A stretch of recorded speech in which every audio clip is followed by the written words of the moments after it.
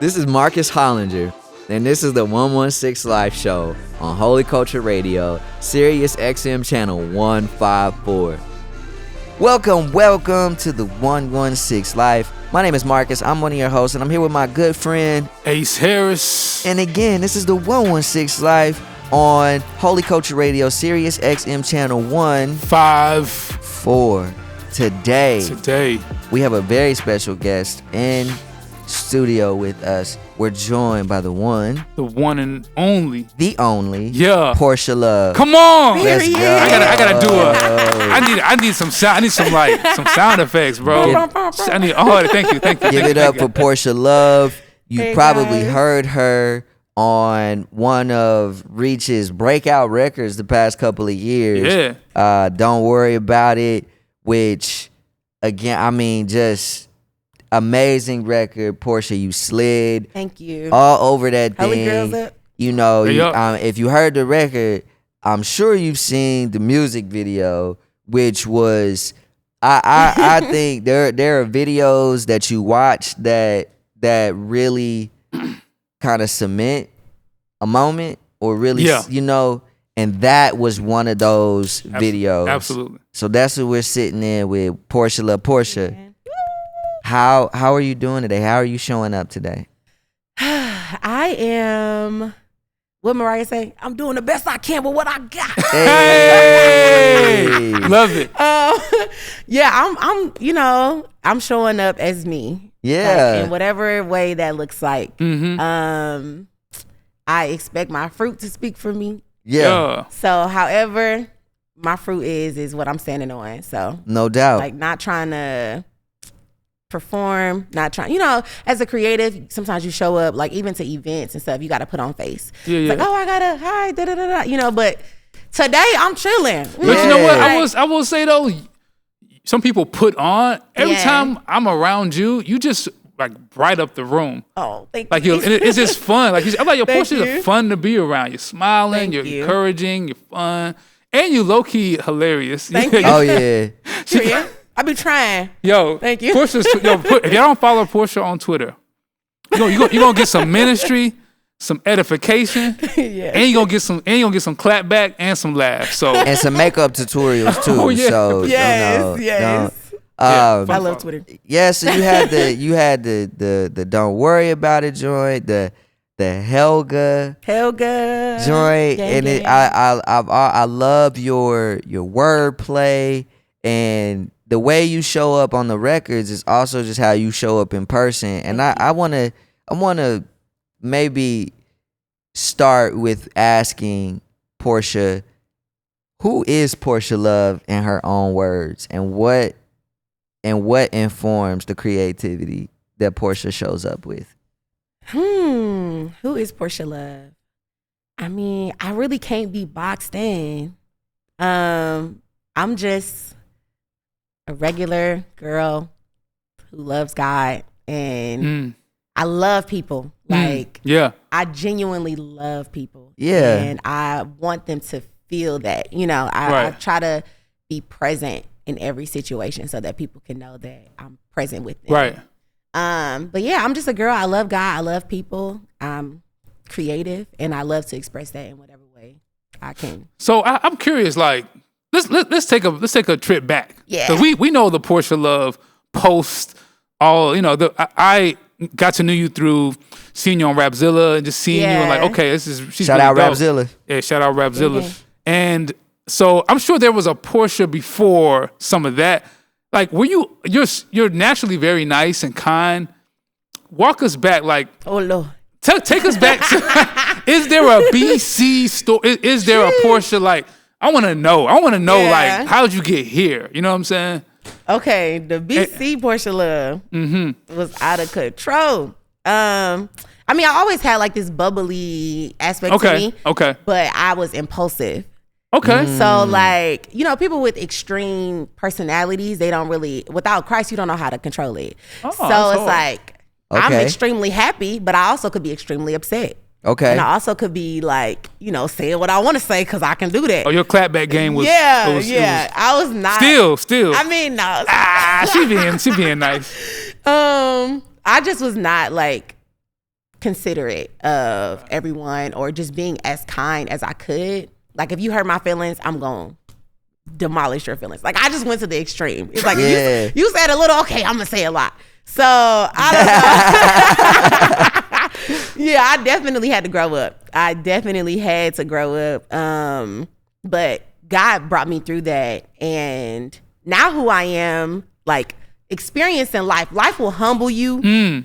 You will go through situations, you know, like I talked about on TK podcast. Shout out to TK Lee. Yo.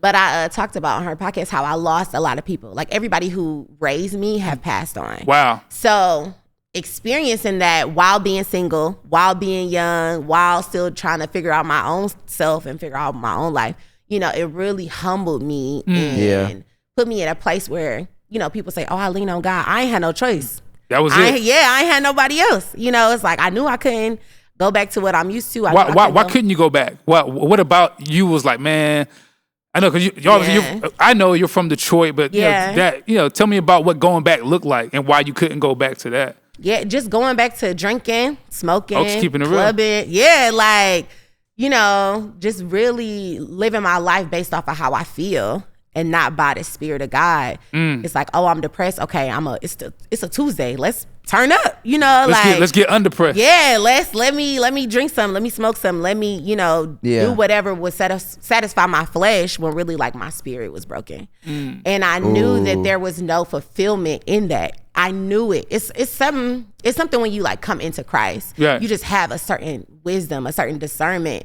to where even if you try to deny it, it's like, you know, it's there. And I knew going back would not satisfy me. I have tasted the goodness of God. Hallelujah. You know, it's like I have tasted and seen, like, Jesus is the way. Yeah. And I knew that relying on men, drugs, you know, drinking, whatever, it would not satisfy me. Yeah. So, yeah, I just knew that I couldn't go back there. And I'm like, okay, God, this is trash, but this is also trash. Like, so what we doing? What are we doing? So, yeah, God really kept me for real. Yeah, it also makes me curious, Porsha, how was that, at what point in that journey or what you was doing did you realize or did you discover your knack for rapping? Yeah, like when I was little. Oh, okay. When I was like 5. Okay, say more. Oh, that was wait. That was such a Midwest Detroit 5. Yo, the choppiness on them vowels, man. When I was 5. When I was 5, you feel me? But say more. What happened at 5? That so, like, okay, I'm not a freestyler now, but I used to freestyle when I was little. Oh, you're still a freestyler. Oh, no. And guys, we're gonna get. We might have to tap in. Oh my goodness, Lord. But I'm rusty. But my brother would, like, make a beat, like he would beatbox, and then I would just rap. Yeah. So I used to freestyle with my brother all the time, and I grew up in a musical family. Like, my mom danced, like. My mama was the type of mama, it's Saturday, we playing music. Yeah. You know, like, and then she playing the same song. Mama. Every day. Let her not be going through something. We listening to the same song all day. So music was, like, a big part of my childhood. And I discovered that I can write when I got in 6th grade. Whoa. And I wrote my first rap. And I had, like, a little mini group with my cousins. We wrote a rap about Martin Luther King. Oh, that's hard. I still remember it, like, parts of it. It's so corny. But I started to grow up and realize, oh, I can actually, like, I'm good at this. Yeah. And then I would rap in school. You know, you rap at the lunch table. Okay. So I would rap, like, at school, and they were like, oh, this is fun. So you've always been kind of outgoing and, like, always. Never. You're obviously you're not shy, but, like, it's just natural for you. Yeah, I've never been introverted. But that came from, I've always had this, like, confidence from my mom. Shout out, mom. Yeah, like, she made me feel like I can do anything. Like, literally, like, and she would gas me up. What was she doing to what that look like? Yeah, what that look like? I could just walk in the house and be like, oh, Ma, I want to be an astronaut. And then she'd be like, okay, like, she getting pamphlets. She, like, looking it up, like, well, how we gonna do that? Like, if we get to the moon, how we getting there?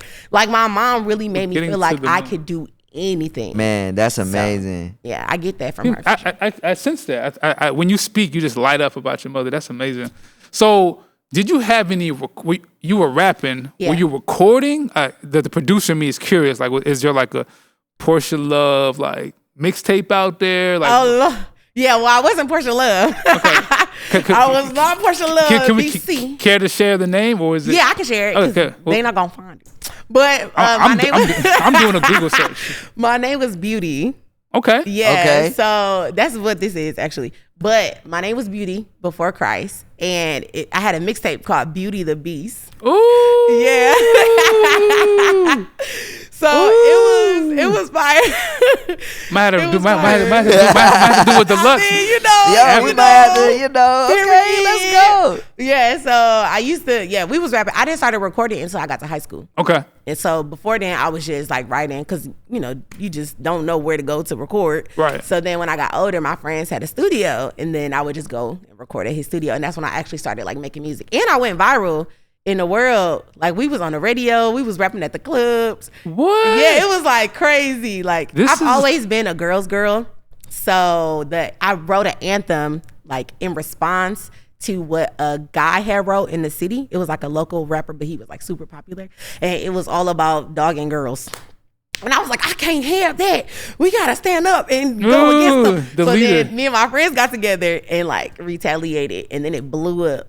And but we was cool with them. It wasn't like no actual beef. Yeah. But yeah, it was just like, ladies, we gotta put on for us. So yeah. I love that. And I'm always intrigued because so many times, like, people who love hip hop, we usually don't get to hear the same stories or the same genesis or origin of women who get into the craft. Like, I saw there was this beautiful moment recently where like Queen Latifah was on stage kind of rapping, and she had some other female MCs with her, and it was sort of like this celebration of the legacy of hip hop, celebration of Queen Latifah. And it was just something about the way that she was moving and just laying her thing down, even to now, where I was like, yo, that's dope. And so, Porsha, I really wanna ask for you, did you ever let me see. Can you tell us a bit about how you being a woman, you talked about that it started with you wanting to stand up for women, you've always been a girl's girl. Yeah. How has that played in your journey as a hip hop artist? It's keeping me, honestly, like knowing that they need to see themselves in someone. Yeah. It's not even like a maybe, like, oh, this will be a good idea. No, they need to see themselves in someone. Yeah. And like, if it was up to me, rapping, first of all, rapping is not easy. Being an artist is like, it's difficult to do. It comes with a lot of things behind the scenes. And it would just be so much easier to just go to school and be like, you know what, I'm gonna go to school, I'm gonna get this degree, I'm gonna just get this money real quick, or I'm gonna do hair, I'm gonna do makeup, I'm gonna, da-da-da. But this is a calling that God has called me to. So it comes with, trials and stuff like that. But knowing that there are women who look up to me or are banking on me to reach whatever level God got for me, right, is what keeps me going. Like, it's what, okay, I gotta record, I gotta get in the studio, I gotta da-da-da-da. Like, there's another little Detroit Eastside girl trying to see herself in Christian rap. There's another black girl who, the church may look at like, oh, she ghetto. The world may look at like, oh, she not ghetto enough, and it's like, where can she fit in? And it's like, you a holy girl, period. You can fit in over here. I wanna thank you for sharing that. I feel like there's so much more to tap in on that. And I wanna ask a follow-up. What do you mean when you say who are you? You mentioned like the East Side girl from Detroit. Yeah. The church may say she too ghetto, the world may say she's not ghetto enough. Is that coming from? Like is that coming from a personal place? Like, where is that where's that descriptor coming from? Yeah, I would say, like, especially coming into God, I felt like I had to, like, I wasn't raised in church. So my mom would take me to Sunday school, and then I would beg her to take me because I love school. But even if she didn't go to church, she would take me, but I still wasn't really raised in the church with an understanding, like, church culture and the standards of God. Okay. So coming into that, I was 20, and I didn't feel like I fit in with the church. I'm like, oh, I don't know if this is for me. Literally, this was one conversation I had by myself before I decided to give my life to Christ. And I'm like, dang, I don't know if I can be a church girl. I don't know if I can wear my skirt past my knees. Like, that's probably not gonna happen. I'm like, dang, I don't know. Like, I don't know if I can do this. And literally that week, I went to Bible study. I'm gonna just go one more time. And the first lady prophesied to me. And she said, I see you trying to make a decision whether or not if you want to serve God or not. But I want to let you know that your life is on the line. If you don't choose to serve God, your life is on the line. And in that moment, I said, say less. What must I do to be saved? Like, I literally changed my life around like that. Shout out to prophetess. Yeah. Shout out to people who tell it to us like it is. Like it is. Yeah. I needed that. Yeah. For and sure. I want to dig in a bit more on that, Porsha, because I there's so much of what you bring, image wise and persona wise, to that I think Ace and I both believe would be very beneficial to our audience here. But first, we're gonna take a quick break. If you're just tapping in with us, my name is Marcus. I'm one of your hosts. I'm here with my good friend Ace Harris. This is the 116 Live on Holy Culture Radio, Sirius XM Channel 154, and we're joined by the one, the only Porsha Love. We're gonna take a quick break and we'll get back in. We're gonna talk about identity, faith, music, culture, all of that. Keep it locked. Welcome back. This is the 116 Life. I'm one of your hosts, Marcus. I'm here with my good friend Ace Harris. And this is the 116 Life on Holy Culture Radio, Sirius XM Channel 154. We're in studio with Porsha Love, and we've been talking about just career, identity, things like that, as much as it pertains to a woman in the hip hop game. And Porsha, you said something you recently said something that was very interesting. Yeah. That we wanted to dive in on. And so as it pertains to being compared to sort of like a Nicki Minaj or a City Girls, you mentioned that there's an interesting dynamic around being compared, or sort of how the faith aspect. So I just wanted to kind of ask, like, how does it usually play out for you when those names come up, and do those names come up in comparison to your music? Yes. Well, I don't, like, when people come up to me, or if they say like, oh, you the such and such a Christian rap, I like whoever they say, I'm like, please don't say that. Oh, okay. You're the Christian version of City. You're the Christian version of this person, or you're the Christian version of, it's like, oh, depending on who they say, it's like, okay, that might be a compliment, but it might not be, Yeah. So which one would not feel like a compliment? Well, I'll say which one would feel like a. Okay. I rather, her PR training. She's seasoned out here. Right. She flipped the script. Right. Boy. Like, no, I don't want no heat. Somebody like, did their media this training. This is not a compliment. Like, yeah. But who would feel like a compliment? Nicki. Okay, why? Because I'm a bard. I am a bard. I don't like stand for everything that she do, of course, but I respect that she write. I respect that she can hold her own in like a room full of men. I respect that she's herself, and that pretty much a lot of the artists, like, she influenced a lot of rap style.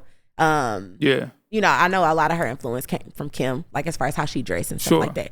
But just her wittiness, her quirkiness, how weird she can be on a track, but she also got like crazy metaphors and similes and stuff. Yeah, so I respect Nicki. I love her. But I'm not the Nicki Minaj of Christian rap. I'm Porsha Love.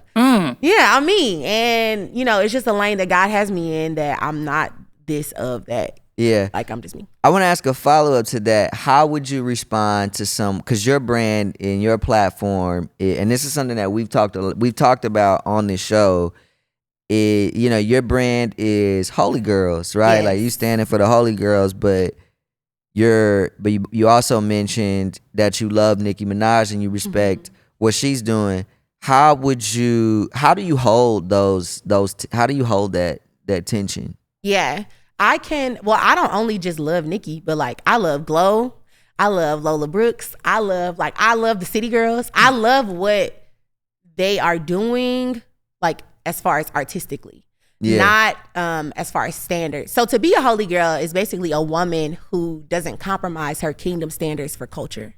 Okay. So that's what a holy girl is. And I have kingdom standards, and I'm not going to compromise my kingdom standards for what culture is saying. Yeah. But that doesn't take away from me being able to respect, like, okay, like this is what you decide to do, you know, amen. But the bars is fire. Like, okay, yeah, you got metaphors. I can see the creativity past like their standard. Yeah. So I can still respect that and even admire like their work ethic. I feel like it's a lot that you can take from other people. Even if you're not doing necessarily what they do or how they do it, like I can talk to Ace and be like, oh, how do I get better on time management? He not a rapper, you know, like he's a producer. He's A&R. He do what he do. I am a rapper. Oh, you are. I'm sorry. Okay, Ace got bars. He do got. Okay, I'm sorry. You feel my me? bad. He's an amazing rapper. Not just Ace of Base. We have also I'll say Ace this. of Bars. I'll say this. He's not a female rapper. Yeah. I'll say that. Okay. No. We get that. He's not a female rapper, but he can help me. You know what I'm saying? Like he still has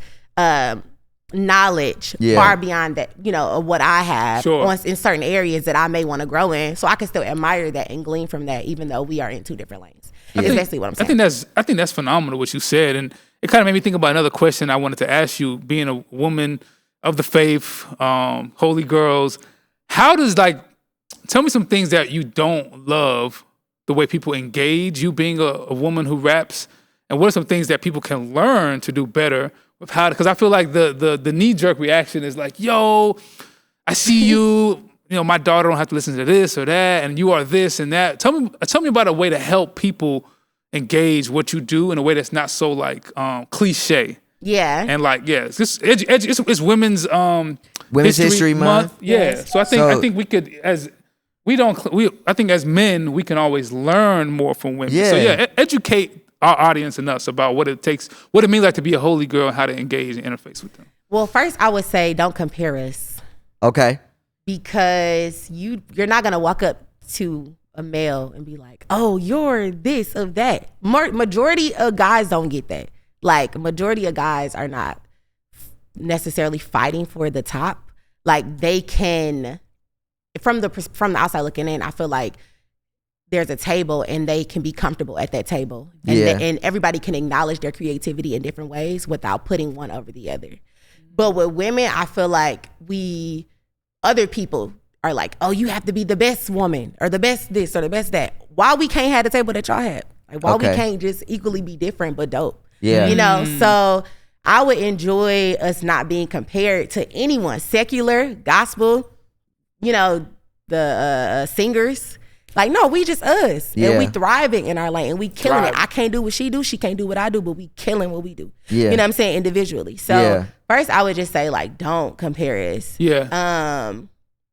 And yeah, that's really like, I feel like when you start there, everything else will, fall in line. Yeah. I think what I hear in that is a being seen for who you are. Yes. And that's dope. I appreciate that. I wanted to follow up on, you mentioned that a holy girl is someone who doesn't compromise kingdom standards for culture. Yeah. I want to hear, can you say more about what are those kingdom standards? Mm-hmm. Yeah, just like, okay, I use one as an example. I don't know how we. No, we can go there. Oh, okay, yeah, you know, like shot. having sex. Okay. Before marriage. Okay. You know, like culture would say, y'all together, y'all love each other, do what you want to do, live your life, live your truth.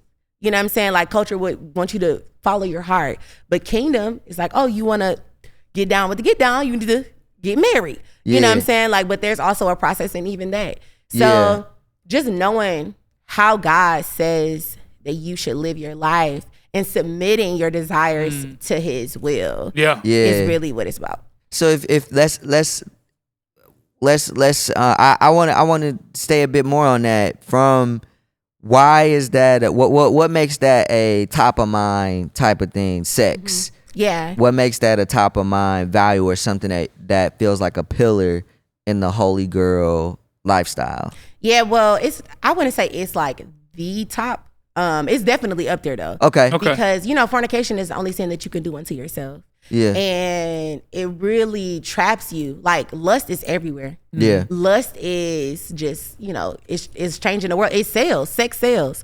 And as me being an artist, I could choose to be sexual, seductive, or whatever to make more money, to sell more records, to, go viral. I could do all type of wild stuff, but that's not me. It doesn't align with my morals or my character, because as a woman, and even as men, but definitely as women, like a lot of the rappers on the secular side, they use that to their advantage. It's like, okay, I got my body done, I got a cute face, right, I'm gonna get this money, and that's what they want to do. You do that. But as a holy girl, I don't put my faith in like how I look or how sexy I could be or how much money I could sell based off of my body. Like, no, I'm gonna put in the work, and I'm gonna trust that God gonna open up the door for me. So just not using what people would normally use to get leverage. Yeah. But it's like, no, I'm a trust God. I'm gonna put the faith back in God. That's super.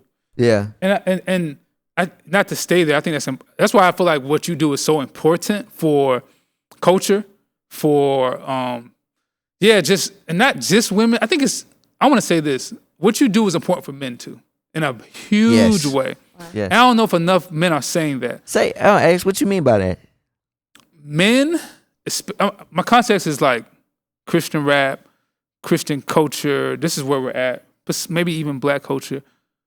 More men need to see women as women, celebrating who they are in Christ, and not boxing them into like these physical limitations and frameworks, even in the church. Yeah. Allowing them to be seen, heard, and respected, and not feel like just because she's a woman with a perspective that her music, her voice is only for other women. Yeah. It's for little boys. It's for grown men. It's for everybody, because we can all glean from each other. Word. And I think it's important that we just honor that. You know what I'm saying? So when I see Porsha Love, I'm like, yo, she's leading a charge and inspiring other, not just men, not just women, but young people to just have a kingdom filter before the culture. Amen. And I think that's important, because in Christian culture, we do the subgrouping a lot. Yeah. I am guilty of it. Where we just be like, okay, you're for my daughters. Yo, you're the women who raps. You're a woman of faith. Oh, they don't have to hear Nicki Minaj again, all these containers, when really your perspective is valued for the kingdom at large. Yeah. Amen. You know what I'm saying? So let's just give a space for women to be respected, not just for influencing other women, but influencing the body. Yeah. When you're thinking about the body, you don't just use your right hand for the right side of your body. Right. It's like, no, it's for the whole body. You don't just use your feet for like a certain part. No, it's for your whole body. Yeah. So, we are a body, and women are just as valuable, in the whole body. Like, we help the whole body. So. Yeah, I just felt that. And then dope too. I love that. And Ace, thanks for jumping on the spot to answer that. And I wanna ask Porsha, it just happened here on the 116 Live, which, praise God, we want this to be the type of venue where that type of understanding and that type of affirmation can happen. But I'm curious, Porsha, is there a recent moment of impact where you felt your impact on the body that has encouraged you and made you feel as if, hey, I'm onto something here? Yeah, I would say I went on tour with my friends, Miles, John, and all of those amazing people. But going outside of my comfort zone and then meeting young girls who will cry to me or say like, oh my God, you said this and it inspired me, or oh my God, I listen to this song every day, da da da da. It showed me that this was bigger than me, and that there are people who are watching what God is doing in my life, and it is impacting them. That's when I was like, okay, this is like, I gotta be serious. Like, okay, this is not no joke. So yeah, even seeing mothers cry, like I met a mom and she was like, oh my God, I prayed to meet you and you just popped up, and like was just crying. I'm like, oh my God, this is just so much. So to see all of that happen and people just are excited to see me or meet me, or, it just shows me like God is moving. Yeah. And I'm making, like, what God is doing in me is making an impact. That's so dope. Yeah. I love that. Yeah. I love that. I was like, that's a great place.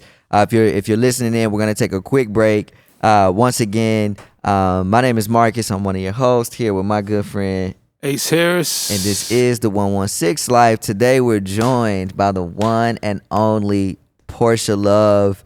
And this has been such a phenomenal conversation. Some love and affirmation has been shared. We're gaining some very valuable perspective. We're gonna come right back to that after this break. Keep it locked. It's Holy Culture Radio. Welcome back.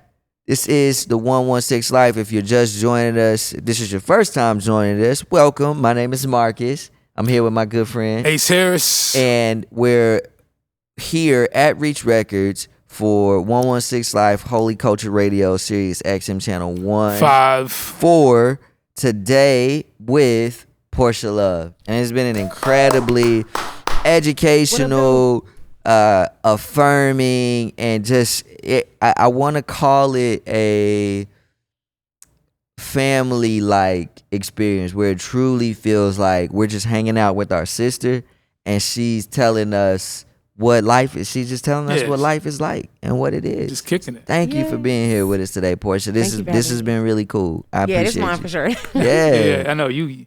Yeah, it's just fun to have you around. I feel like we've got to know you. What's that? 2020?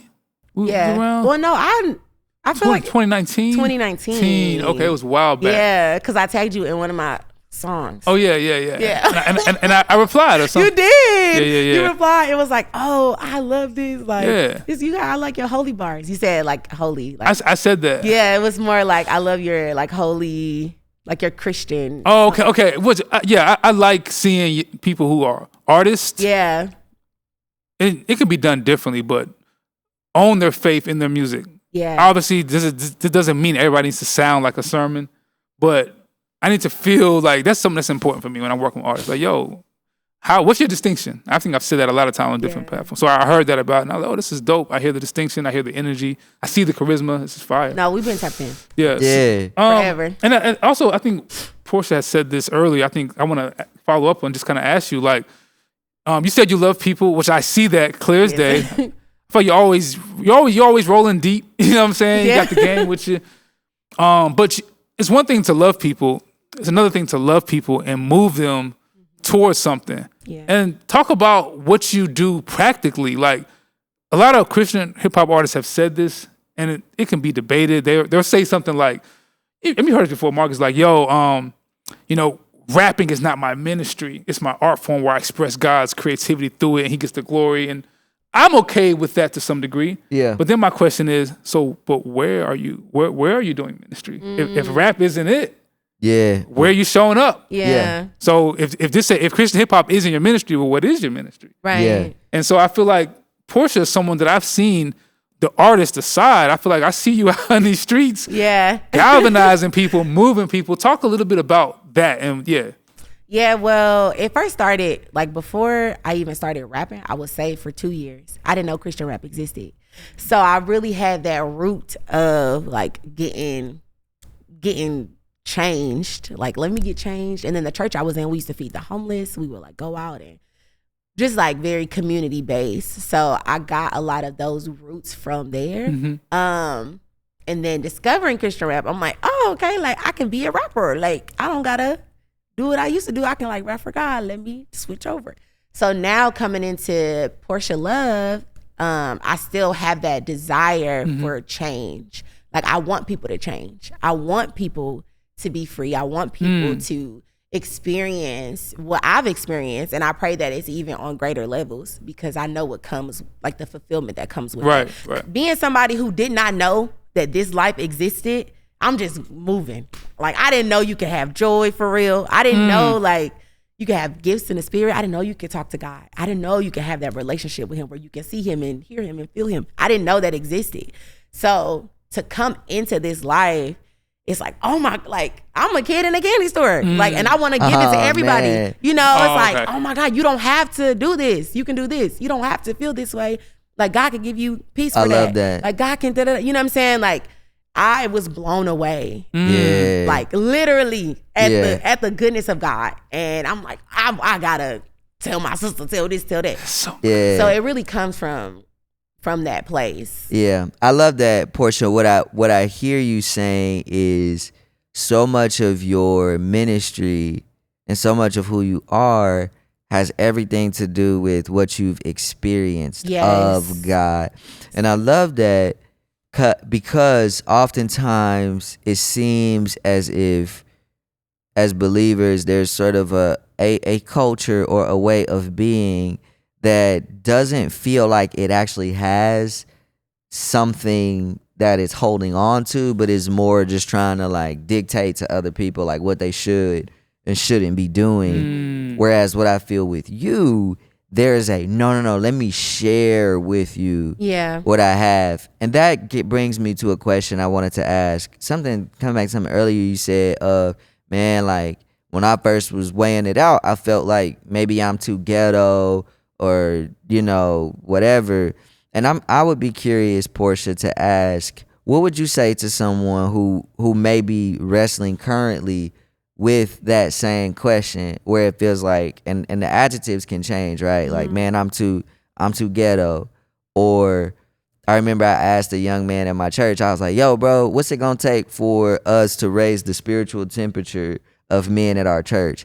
And he was like, man, I feel like we got to see more people who are not corny.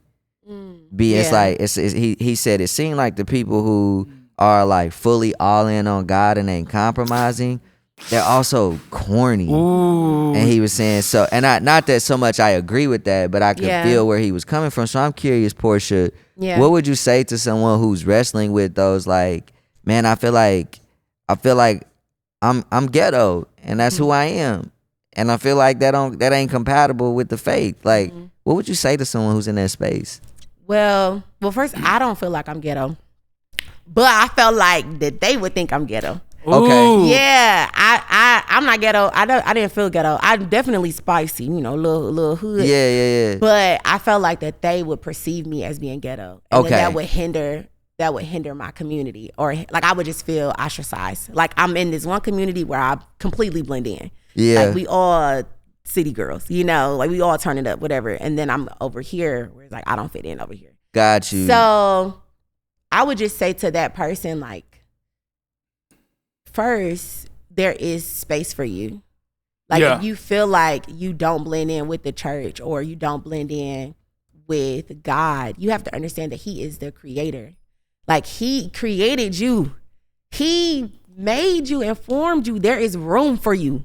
Yeah. And God does not want to change that thing about you. I felt like I had to change that thing. Like me being creative and me wanting to get my hair colored or my nails long or like wearing a lot of makeup or whatever I wanted to do for that day. I felt like, oh, this is a part of me that God isn't going to accept. When really that's not God. Like those are church people. Those are some church people. You know, and true.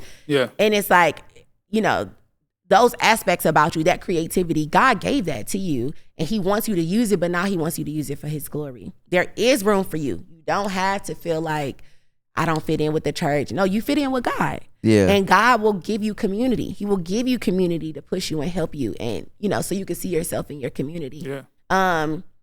But yeah, I feel like people need to be relatable. Yeah. Like, I'm me. I'm flawed. I'm me. I'm loud. I'm funny. I'm goofy. I'm silly. I love people. Like, I'm just me. Yeah. And people want to see that. Yeah. They don't want to see you quoting scriptures all the time. Yeah. They don't want to see Have you felt, sorry to cut you off, no, but okay.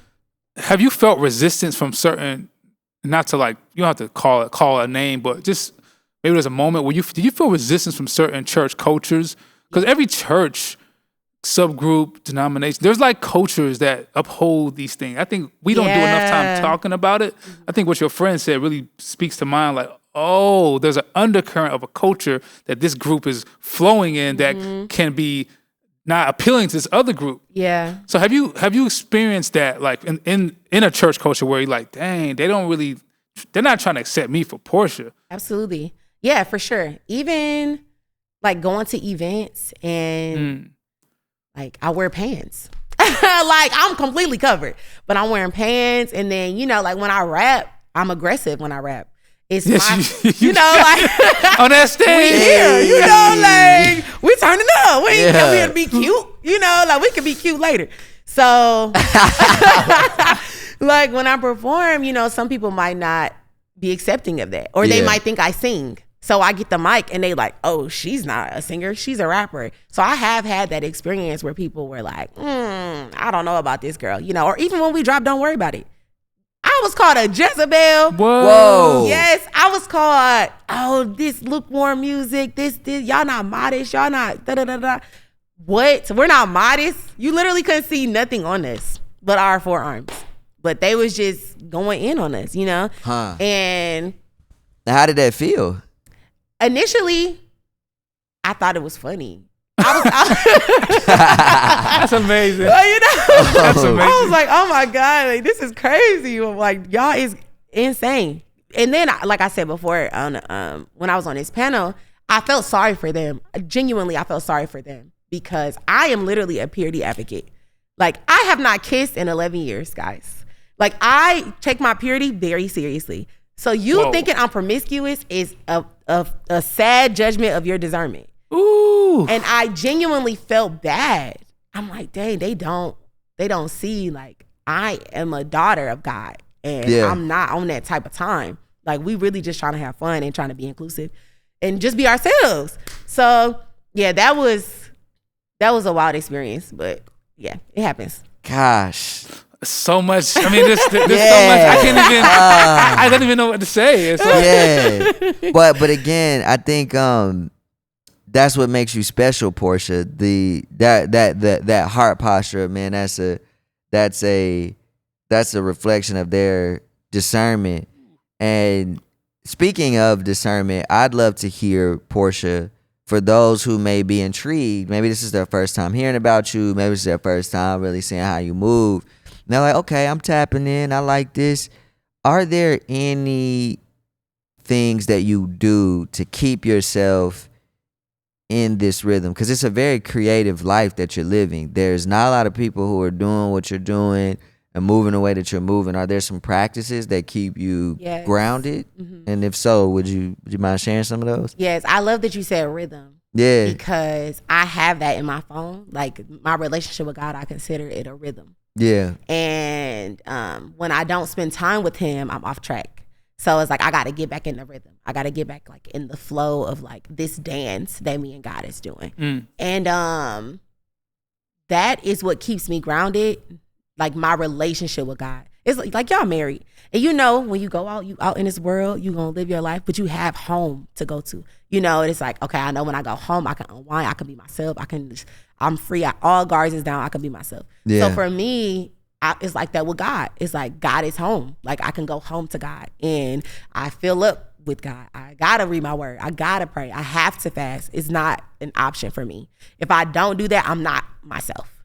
And I'm not who God has molded me to be. So I have to be intentional in prioritizing my time with God. Even if it's like today, I didn't get a chance to read my word, but I was like, I'm just gonna play worship music and pray. Yeah. Because I got to get out the door, but I have to do something to acknowledge God because I'm wise enough to know that none of this happened because of me.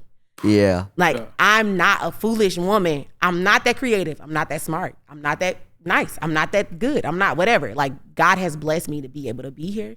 So it would be foolish of me to not honor him and, go back to my source. So that's really how I maintain everything, like my mental state and cleaning my room, what we talked about earlier. Spend time with God, clean your room. Yeah. But yeah, God is a source of all. Literally, seek ye first the kingdom of heaven, and then everything gonna be added to you. Yeah, I love that. I mean, basically, Porsha's about that life. I mean, she raps it. She talks it and she lives it and she walks it. And I feel like we just want to honor you and say what a blessing to have you here and just to help people and other artists, speaking of the 116 life, see a example of someone who can be of God, rap for God, and own it, live it, and be it. And that's the 116 life. Yeah. Unashamed.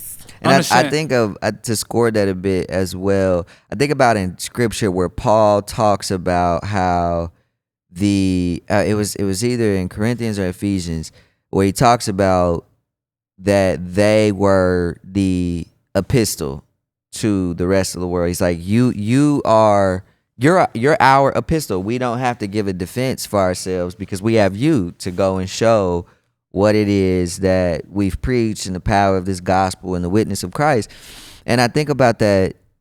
I'm reminded of that in this conversation of how, the importance of us being rooted and grounded in the Lord and also not sacrificing the revelation that we have of who he is for cultural acceptance or even sort of subcultural acceptance within the church.